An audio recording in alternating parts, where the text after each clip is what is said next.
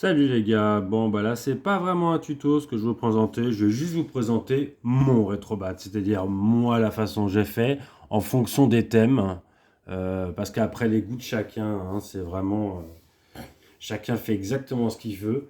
Ce qu'il y a c'est que justement je vais vous montrer comment changer de thème, et puis je vais vous faire un petit tour complet de ma carte SD 1 Tera, parce que je rappelle que moi j'ai fait deux cartes SD 1 Tera.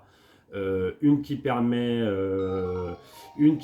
d'avoir mes systèmes principaux, celui que je laisse pratiquement toujours dans la console, et une que j'ai en plus pour avoir le full set PlayStation, des jeux PlayStation 2 et plein de systèmes que j'avais pas envie de mettre sur mon truc principal parce qu'il y a énormément de consoles qui sont très très anciennes, pas terribles réellement à avoir sur le système parce que ça rajoute beaucoup de jeux et après quand on cherche quelque chose, c'est beaucoup plus compliqué, hein, parce que si vous avez 100 000 jeux sur votre système, ça sera toujours plus chiant après pour trouver ce que vous voulez quand vous faites des recherches et tout ça. Donc voilà, on est arrivé sur mon rétrobat, je vais vous montrer. Donc du coup, si vous voulez télécharger des thèmes, parce que comme il est propre à chacun, vous allez dans mise à jour et téléchargement, vous allez dans thèmes, et là vous avez plein de thèmes qui sont partagés. Alors je ne sais pas pourquoi ça ne fait pas le point. Trop de lumière, peut-être. Forcément. Forcément, ça veut pas marcher. Le point. Ouh. Voilà. On y est. Donc vous choisissez le thème qu'il vous faut, hein. Il y en a pas mal des sympas, hein. De toute façon, vous pouvez voir, il y a une notation de la part des gars. Vous le mettez en téléchargement.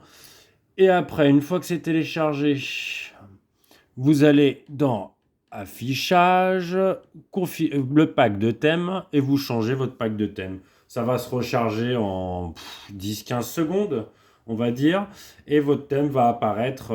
Voilà, vous ne perdez rien du tout de tous vos jeux, de votre organisation, de rien. C'est vraiment que de l'affichage, hein, tout ça. Donc les thèmes, les mecs ont fait ça parce que c'est des personnes qui ont fait ça indépendamment. En fait, ça marche avec tout, hein. Ça marche vraiment avec tout. Donc moi, je vais laisser mon thème, à vous de choisir après.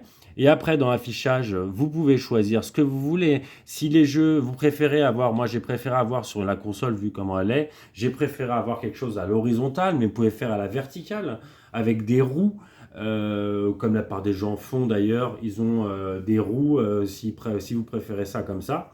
Et dans les systèmes, après, vous pourrez aussi tout choisir.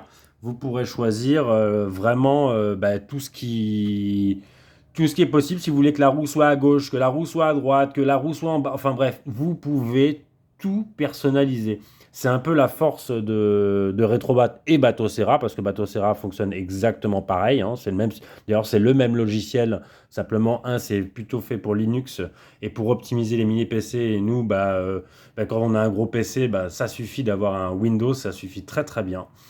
Donc voilà. Et après, bon, voilà, moi j'ai choisi ça. Vous pouvez choisir, comme je vous ai montré sur une vidéo précédente, vous pouvez choisir de mettre ou pas des collections, voilà, à afficher. Si vous voulez, vous en faites au minimum, hein. Vous pouvez faire au minimum. Ouais, par exemple, cela, il n'y a pas de, parce qu'il n'y a pas d'image parce que le thème, le mec qui a fait le thème, il n'a pas fait réellement une page exprès pour ce système-là. Mais la plupart des systèmes sont bien supportés, hein. Là, les gars, ils font bien leur boulot. Enfin, leur boulot. Ils font ça par passion, mais c'est vraiment joli. Après, comme je le disais, c'est vraiment une question de goût. Moi, j'aime les choses épurées. C'est pour ça que j'ai choisi ce thème. Mais il y a des choses qui sont un peu plus avec des visuels, des artworks. D'ailleurs, des artworks personnels. Moi, je ne sais pas trop faire, mais vous pouvez faire ce que vous voulez. Si vous voulez personnaliser votre système à fond, mettre des propres dessins de votre part, vous pouvez aussi, hein. Je ne sais pas trop comment faire, mais c'est facile, hein, apparemment. Donc voilà, là, ça me fait un petit tour de ce que j'ai sur ce Retrobat. Donc les jeux PC, que moi, je laisse plutôt d'ailleurs sur mon PC. Je crée des raccourcis pour les mettre dans Retrobat. Comme ça ne me prend pas de la place sur la carte SD. Puis voilà, hein. Le plaisir avant tout.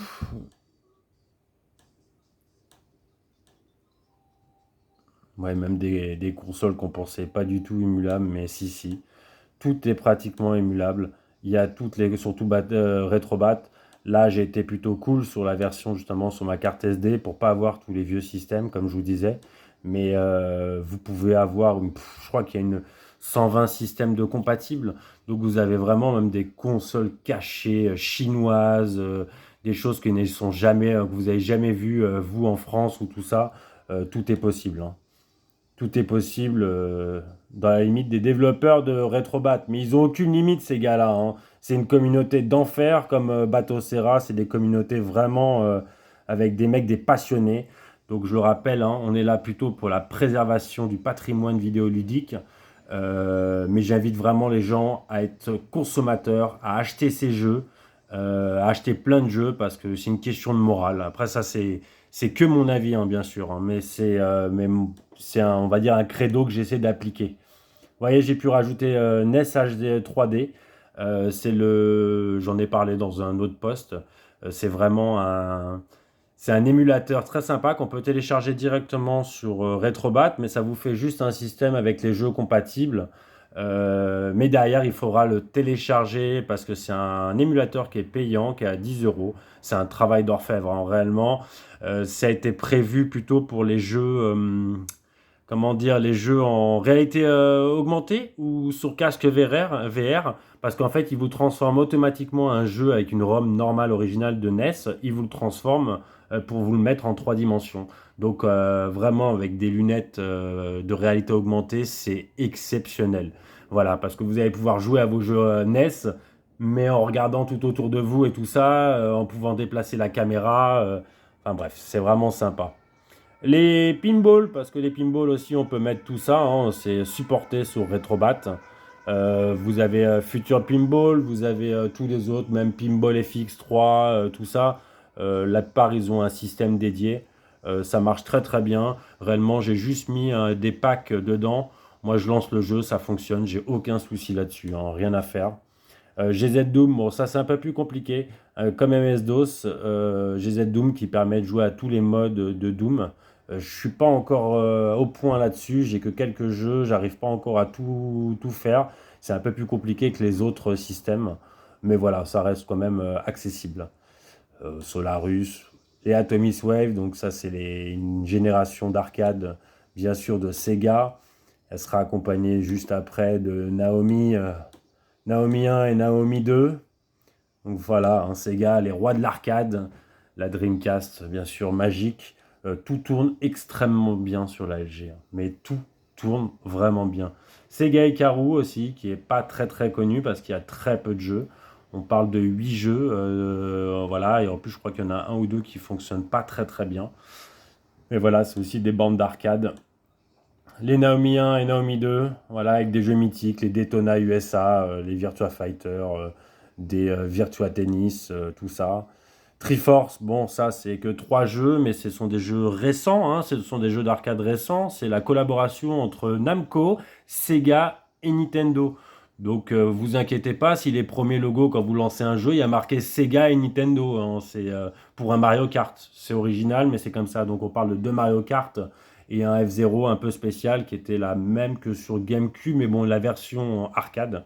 Donc voilà, un système très sympa avec très peu de jeux, mais très sympa, qui est très rare aussi, hein, parce qu'on peut voir quelques jeux Mario Kart en arcade à certains endroits, mais c'est quand même assez rare. La Neo Geo, bien sûr, hein, la Rolls-Royce de toutes les consoles. C'est toujours aussi agréable à jouer, surtout pour les jeux de combat, les run and gun, hein, bien sûr, Metal Slug en tête. Voilà, la Neo Geo CD. L'Hyper Neo Geo 64, ça c'est de base, elle n'est pas forcément dans Retrobat, vous avez juste à rajouter les jeux. Et on parle de très peu de jeux, hein. C'est en fait c'est quand SNK a vu le vent tourner, ils se sont dit bah tiens nous aussi on va faire des jeux 3D. Sauf qu'ils n'ont pas du tout maîtrisé leur truc et c'est pour ça que ça a signé la fin malheureusement de SNK. Et dans ces années-là, après ils ont été obligés de revendre, donc c'est pour ça que c'est devenu après SNK Playmore. Voilà, donc c'est à cause de cet échec parce qu'ils n'ont pas su tourner la bonne page au bon moment malheureusement. Mais bon, on restera sur notre Neo Geo, c'est quand même exceptionnel. Tous les jeux sont exceptionnels sur Neo Geo, c'est la qualité extrême. À cette période-là, de toute façon, c'était inaccessible pour nous, c'était tellement cher. Mais au moins, on savait que c'était vraiment avoir l'arcade à la maison. Les petites Neo Geo Pocket. Alors là, j'ai choisi un petit peu des jeux PlayStation, quelques jeux, 69 sur les 1400, parce que le full set, c'est quand même 1400 jeux, dont beaucoup de DOF, on va le dire, hein, des grosses DOF. Ce qu'il y a de bien, c'est que justement, avec les émulateurs, on peut augmenter la résolution de dingue sur la PlayStation. Donc si c'était baveux avant, bah réellement, ça arrive à passer beaucoup mieux avec l'émulateur, que vous mettez une bonne résolution, ça passe mais beaucoup mieux, le jeu il est beaucoup plus beau, des polygones un peu plus propres on va dire. La Play 2, voilà, hein, ça prend beaucoup de place, donc voilà, j'ai essayé de pas trop abuser sur cette carte SD. J'ai pris le principal. La PSP, pareil, j'ai pas pris beaucoup de jeux, ça tourne très très bien. La PS3, bon, bah, ça c'est toujours un peu compliqué la PS3, hein. Pour tout le monde galère un petit peu, mais c'est normal parce que c'est du cas par cas. Il y a plein de jeux qui vont passer sans rien faire, mais il y a plein de jeux, il va falloir les configurer manuellement sur RCPS3, l'émulateur, qui est le seul émulateur d'ailleurs. Parce que bon, bah, il y a quelques issues qui sont pas superbes sur certains jeux. Moi je sais que j'ai Top Spin 3, ouais, où je galère vraiment à l'installer. Je sais pas pourquoi, j'ai des bugs graphiques. J'ai beau changer, suivre un petit peu les tutos, ça marche pas.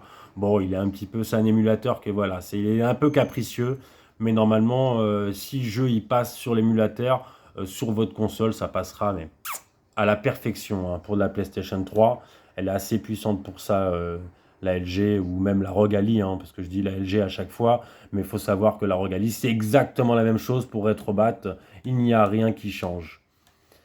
Donc voilà, je crois que j'ai fait à peu près le tour de ma carte SD 1 Tera, c'est déjà pas mal. J'ai déjà tous les jeux principaux, tout ce que j'ai eu dans la jeunesse, même ce que je n'ai pas eu d'ailleurs. Amiga CD32, l'horreur apparemment, l'horreur absolue. MS-DOS, ça j'en ai parlé. Bah voilà, hein, j'ai fait à peu près le tour. On en parle rarement aussi pareil de la NEC, mais la NEC était en avance sur son temps. Je comprends même pas ça s'est pas développé commercialement parlant en Europe, en France, même si nous on a eu la chance de l'avoir quand même. Bah, on va dire que la presse, elle en parlait presque pas, alors que les jeux, ils étaient beaucoup plus beaux que des jeux 8 bits. D'ailleurs, c'est une 16 bits avec un processeur 8 bits, mais ça reste une 16 bits, hein, la NEC PC Engine.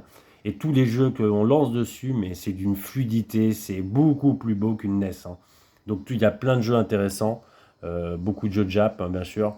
Donc le Supergraph qui est une déclinaison, alors moi j'ai pas très bien compris, mais en fait c'est la même console. Il faut savoir que le PC Engine c'est pareil que celle avec le CD-ROM, pareil qu'avec le Supergraph. Mais voilà, là tous les jeux ne sont pas compatibles sur chaque console, mais réellement c'est les mêmes jeux, hein. C'est des déclinaisons de la console. Donc c'était important de parler d'eux, les Game Watch. Bon, ben ça, c'est pour les vrais anciens, hein, un peu comme moi, les vieux, hein, qui avaient toujours un petit jeu comme ça en plus avant que la Game Boy arrive. Une fois que la Game Boy est arrivée, bon, bah, tout a changé, hein. Mais réellement, aujourd'hui, pour en trouver, j'en ai vu plein en boutique rétro gaming. Bah, alors, le prix, c'est genre, on parle la petite machine comme ça qui coûtait peut-être, allez, peut-être 10 balles avant, hein. Mais aujourd'hui, c'est 300, 400 et ça part dans des prix mais ahurissants.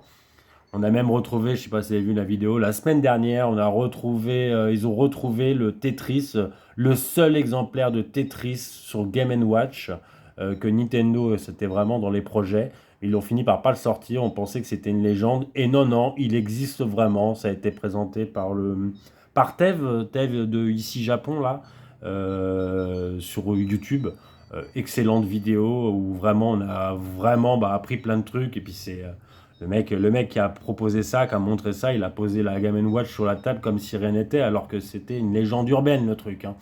Donc voilà, parler de trucs, bon, forcément la Famicom, pardon, la NES japonaise, qui était sortie beaucoup plus en avance que nous, avec les fils des manettes qui faisaient 50 cm, hein, c'était horrible, il fallait avoir la console près de soi, sinon c'était injouable. Et voilà, une console exceptionnelle. J'ai vu dans les boutiques rétro gaming, j'ai vu des lots là, ça ne coûte à rien du tout. Si vous achetez une Famicom, les jeux, j'ai vu des jeux, ils sont à 2 euros. C'est pas très demandé, mais alors du coup, on peut se faire des sacrés full set, on va dire, ou pas full set, parce que c'est compliqué, mais on peut se faire des sacrés lots de jeux sur la Famicom en ce moment. C'est pas comme la NES qui m'a ruiné d'ailleurs récemment, hein. Je tiens à le redire, mais investir dans pas mal de jeunesse, ça m'a coûté vraiment très cher. Donc voilà, c'est la passion d'abord, hein, il fallait récupérer. Bon, la reine des reines, ça c'est que mon avis. La Stellaview, peut-être qu'il y a des gens qui connaissent pas ça, hein.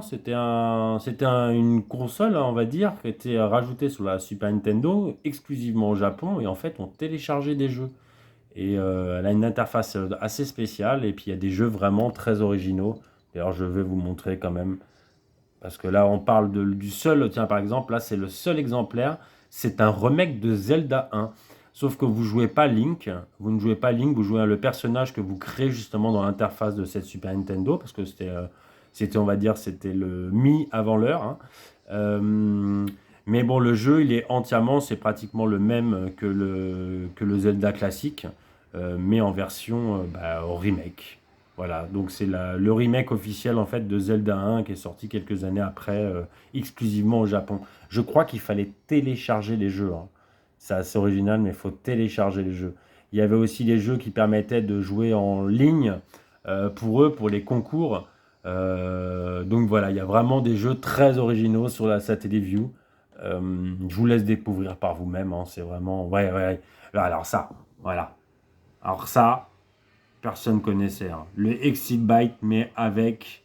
Donc, il était sorti sur NES, mais en remake, mais avec les personnages de Mario. Et ben, c'est plus que très sympa, en tout cas. Ça remet un bon coup de peps à ce jeu que j'ai racheté sur NES, bien sûr, qui est très, très fun. Mais voilà. Alors, revenons un petit peu en arrière. Qu'est-ce qu'on a d'autre? Le Virtual Boy. Je crois, alors je n'ai pas essayé encore, mais je crois qu'ils ont sorti un système. Je sais que ça marche sur Recalbox, donc il y a un autre front-end qui est plutôt fermé, mais ça marche. Ils ont fait avec les ajouts des lunettes, vous savez, en bleu et rouge. Et apparemment, on peut jouer avec maintenant comme ça en 3D. Sur son émulateur, on peut jouer en 3D avec les lunettes rouge et bleu. Alors c'est très rétro, il y a très peu de jeux intéressants sur cette console, mais bon, c'est toujours marrant de voir l'échec le plus retentissant de Nintendo, hein, parce que ça a été un échec retentissant, ça donnait la mal à la tête, c'était cher, c'était inintéressant, et puis bon, bah, là on était en pleine Super Nintendo, revenir un petit peu à l'ancienne, c'était pas terrible, quoi. Donc c'est pour ça que ça s'est pas du tout vendu, hein. Ils en ont vendu très très peu. La Nintendo 64 et la GameCube qui sont extrêmement bien émulées, hein, sur Retrobat grâce aux émulateurs.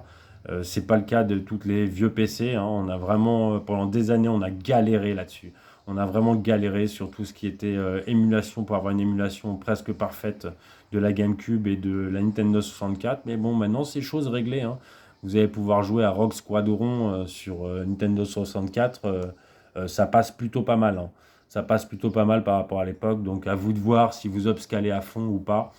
Euh, euh, Après, ça c'est franchement, si vous préférez être un puriste, bien sûr, vous mettrez en 4 tiers avec la définition de l'époque. Et puis si vous aimez un peu le néo-rétro, bien sûr que vous allez améliorer vos jeux vu que le PC vous le permet d'une facilité déconcertante, hein. Donc du coup, ça c'est à vous de voir. La Game Boy Color, la Game Boy Advance, alors attention, ça c'est des consoles, c'est sympa en plein écran, mais bon, vaut mieux laisser les décorations, hein, parce que ça vous fait vous vous sentez un peu mieux le jeu. Parce que là, sur grand écran, même si vous augmentez la résolution, c'est pas exceptionnel. La DS qui est extrêmement bien émulée. Il y a plein de façons de jouer. Vous pouvez mettre l'écran en haut, en bas, à droite, sur le côté, bon, tout ça. Il me semble que le tactile peut fonctionner. Vous pouvez jouer aussi comme ça, comme si vous aviez vraiment une DS entre les mains. Donc c'est aussi sympa, hein, parce que l'écran il reste toujours aussi grand par rapport à une DS normale.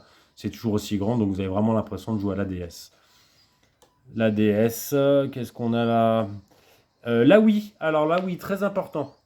La Wii, vous pouvez jouer à tous les jeux si vous voulez. Vous pouvez même, il faut savoir que les nunchuks, enfin les manettes, les Wiimote et les nunchuks sont nativement compatibles sur Retrobat. Vous lancez le jeu, vous appuyez sur le bouton là, de synchronisation dans la manette et hop, ça se met tout seul, hein. C'est comme une manette normale, ça se met tout seul. Par contre, si vous faites ça, la plupart des jeux nécessitent une détection. Et là, vous êtes obligé d'avoir une barre IR, voilà, comment ça s'appelle? C'est les barres infrarouges qu'on achète à 15 balles sur Amazon. Je vous en montre une hein, là-haut. Hop, hop, hop, hop. Là-haut, voilà, c'est ça. Mais bon, installer ça sur sa LG, c'est pas très bien. Par contre, les émulateurs, ils ont une force, c'est qu'il y a pas mal de choses à configurer. Vous pouvez changer pas mal de choses. Mais vous pouvez émuler en fait que ça soit un Nunchuk, que ça soit un Nunchuk plus ceci, un truc plus cela. Et en fait, bah, des fois, même avec le tactile ou avec les manettes, ils ont réussi à faire des inputs bah, super agréables. Donc du coup, les jeux oui sont bien jouables, même à la manette. Alors ça ne marche pas comme si vous détachez vos True Strike, ça ne marchera pas du tout comme une Wiimote. Mais par contre, vous pouvez simuler pas mal de choses. Même pour, il me semble qu'avec la souris là, vous pouvez remplacer justement le curseur et tout et tout. C'est vraiment pas mal et c'est beaucoup mieux que je le pensais sur la Wii. Si vous n'avez pas de barre comme je vous ai montré. La 3DS, alors là, par contre, on arrive sur un point sensible en ce moment, vu que Yuzu ferme ses portes et que ben, Citra ferme ses portes, parce qu'on parle des mêmes développeurs. Ils n'ont pas voulu, on va pas revenir sur le sujet, mais bon, ils ont perdu en ayant tout gagné, de toute façon. Le patron est toujours millionnaire de Yuzu. Le problème, c'est qu'il a fait de l'argent sur le dos de Nintendo en vendant ses émulateurs et tout ça. Ils avaient des systèmes de Patreon et tout. Vraiment pas cool, en fait. C'est-à-dire que si on fait les choses, il faut le faire vraiment dans l'esprit du patrimoine culturel, de ne pas perdre les choses, parce qu'on sait comment les constructeurs sont. Ils nous enlèvent les trucs, après on peut plus les télécharger, on peut plus y jouer. Ben non, ça c'est hors de question. On veut garder tous nos jeux, tout ça.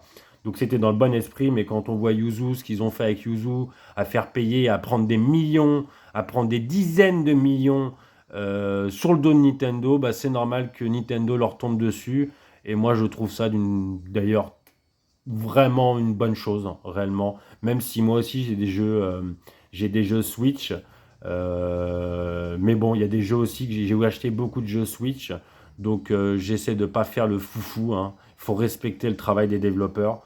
Voilà, mais bon, enfin, le dommage collatéral, c'est qu'on vient de perdre Citra, donc j'espère pour vous qu'il sera bien installé. De toute façon, on a toujours l'occasion de l'avoir. Il y a toujours des gens qui ont le logiciel sans passer par Yuzu et Citra pour le télécharger. Je ne sais pas comment ça va se passer parce qu'il était en natif sur Retrobat et Bateau Serra, mais maintenant qu'ils ont fermé, est-ce qu'ils vont le laisser ou pas? C'est une autre question. Bon, pour l'instant, il y est toujours, hein, mais sur ces versions-là, ils sont toujours. On verra sur les versions 6.1, 6.2, 6.3 si ça change. Mais bon, pour l'instant, on peut toujours y jouer. Et donc, la 3DS, c'est très très bien émulé aussi. Pareil, vous pouvez mettre l'écran à gauche, l'écran à droite. Bref, vous pouvez tout faire. D'ailleurs, la DS, je ne vous ai pas dit, mais j'ai trouvé un moyen pour faire en deux, retourner la console en mode tâté. Et du coup, vous avez la moitié de la console là-haut, c'est l'écran général, et l'autre moitié, c'est l'écran tactile. Et c'est vraiment pas mal. C'est vraiment pas mal. Hum, La Wii U marche très très bien, la Wii U. Hein, j'ai pas pris beaucoup de jeux, mais ça marche très très bien. La part des jeux fonctionne même très très bien. Donc la Switch, c'est vrai que j'ai téléchargé pas mal de jeux dessus. Par contre, les jeux que j'ai téléchargés dessus sont des jeux que j'ai déjà sur Xbox, en fait, que j'ai acheté sur Xbox, des petits jeux indés, des trucs comme ça. Je me suis permis de prendre Mario Wonder, mais parce que je l'ai acheté.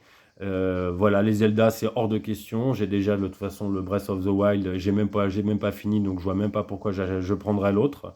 Et puis de toute façon, si je veux l'autre, je le prendrai.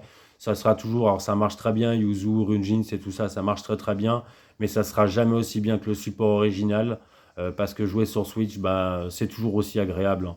Je suis désolé, mais les jeux sont quand même très très beaux, très agréables. Donc bon, faut pas faire la fine bouche, et puis surtout, faut pas faire le tipiac de bas étage. Bah voilà, j'ai fait le tour déjà. Je pensais pas faire 25 minutes pour une seule carte, hein. Voilà. Après, n'hésitez pas. Si vous voulez revenir là-dessus, si vous voulez parler de certains systèmes, je peux vous montrer aussi d'autres cartes SD si ça vous intéresse. Là, je vais mettre bout. J'ai mis donc PlayStation avec des full sets PlayStation 1. J'ai la PlayStation 2 et puis j'ai mis pas mal de systèmes que je voulais pas avoir dans mes pattes sur celui-là parce que c'est trop vieux. Je sais que je vais pas y jouer. Donc on va dire c'est ma carte SD, mon rétrobat secondaire. Bon, bah écoutez les gars, passez une bonne journée. Je crois que je vais m'arrêter là aujourd'hui. Entre tous les tutos et toutes les explications, ça m'a saoulé, hein. C'est fini, hein. N'hésitez pas quand même à revenir, savoir si vous, ça vous a plu. Si vous avez des questions, n'hésitez pas aussi. On vous aidera. Le crew vous aidera avec grand plaisir.